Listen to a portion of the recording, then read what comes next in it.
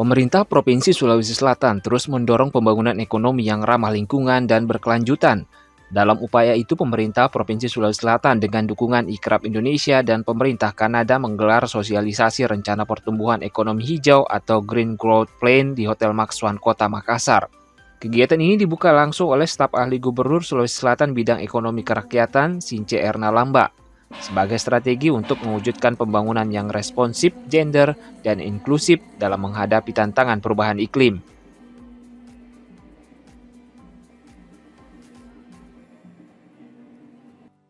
Dengan dukungan Ikrab Indonesia dan pemerintah Kanada, rencana ini diharapkan mampu mengharmoniskan pembangunan ekonomi dengan pelestarian lingkungan hidup.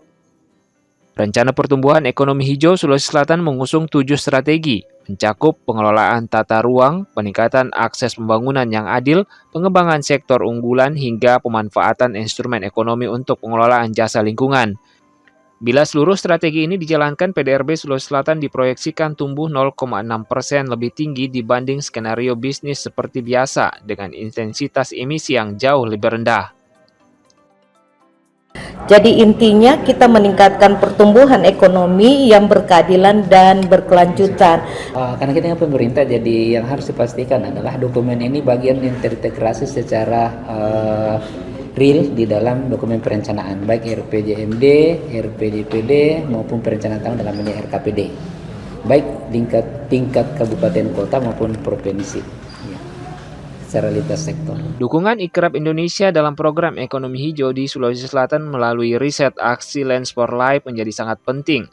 Lands for Life menjadikan salah satu daerah di Sulawesi Selatan yakni Kabupaten Bone sebagai percontohan.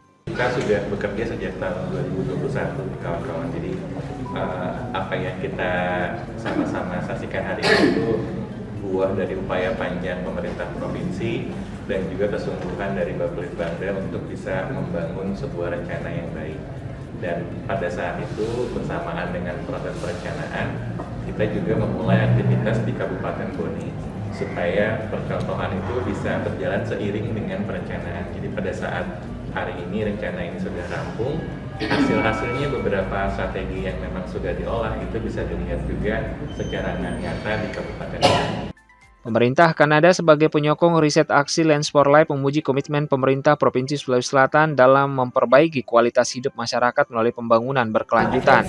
Canada is very proud to have supported the development of this document and the launch of this document.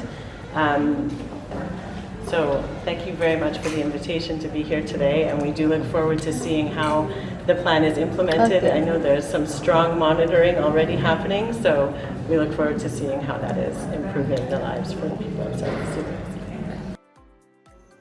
Dukungan juga datang dari sektor swasta dan masyarakat sipil. Kamar Dagang dan Industri menyambut baik upaya ini sebagai langkah strategis untuk meningkatkan daya saing di pasar global yang kini semakin memperhatikan isu keberlanjutan. Kami merasa dengan adanya ekonomi hijau ini kita bisa lebih bersinergi lebih bersaing di pasar global. Selain itu, aspek gender dan inklusi sosial juga menjadi bagian penting dalam rencana pertumbuhan ekonomi hijau. Kelompok perempuan dan disabilitas diharapkan dapat berperan aktif dalam setiap tahap implementasi. Kalau membaca dokumennya yang baru-baru tadi diluncurkan, sebenarnya perspektif gender, disabilitas, dan inklusi sosial itu sudah ada di dalamnya. Tetapi tinggal PR kita ke depan, tentunya bagi semua pihak, baik pemerintah termasuk dunia usaha, akademisi, dan kelompok masyarakat lainnya, kita punya PR bagaimana memastikan ini bisa terimplementasi dengan baik. Dengan sinergi antara pemerintah, masyarakat, akademisi, dan dunia usaha, Provinsi Sulawesi Selatan berharap ekonomi hijau bukan hanya menjadi rencana, tapi juga kenyataan yang bisa meningkatkan kualitas hidup dan menjaga keberlanjutan lingkungan untuk generasi mendatang.